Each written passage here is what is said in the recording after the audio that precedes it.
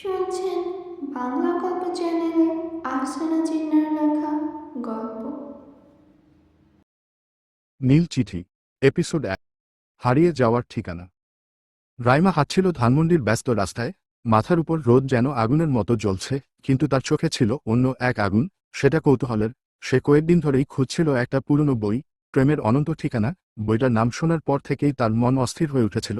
কে যেন বলেছিল এই বইয়ের মাঝে নাকি একটা গোপন বার্তা লুকানো আছে। একটা ছোট, অন্ধকার, ধুলোমাখা বইয়ের দোকান। দোকানটার নামই নেই, শুধু কাঠের বোর্ডে মলিন কালি দিয়ে লেখা বই শব্দটা ঝুলে আছে। রাইমা ভেতরে ঢুকে দোকানদারকে বলল, একটা পুরনো প্রেমের উপন্যাস খুঁজছি।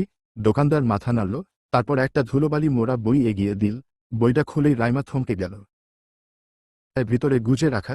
সে ধীরে ধীরে খুলল কাগজটা। লেখাটা ছিল হাতে লেখা, হেলানো অক্ষরে। যদি তুমি এই চিঠিটা পাও, তাহলে জেনে রেখো, আমি এখনো তোমার জন্য অপেক্ষা করছি। আমি জানি না তুমি কে, জানি না কবে তুমি আসবে, কিন্তু বিশ্বাস করি, ভালোবাসা কখনো ঠিকানার ভুল করে না। চোখ দুটো কেমন ভিজে উঠল রাইমার। একটা অচেনা কণ্ঠ যেন তার ভেতর থেকে বলে উঠল, এই চিঠিটা তার জন্যই লেখা। সে দোকানদারকে জিজ্ঞেস করল, এই বইটা কে দিয়ে গিয়েছিল? দোকানদার হেসে বলল, বছরখানেক আগে এক ছেলেই দিয়ে গিয়েছিল বইটা। শান্ত স্বভাবের, চুপচাপ একটা ছেলে, মাঝে মাঝে কবিতা পড়ত, কিছু লিখত, হঠাৎ একদিন আর আসেনি।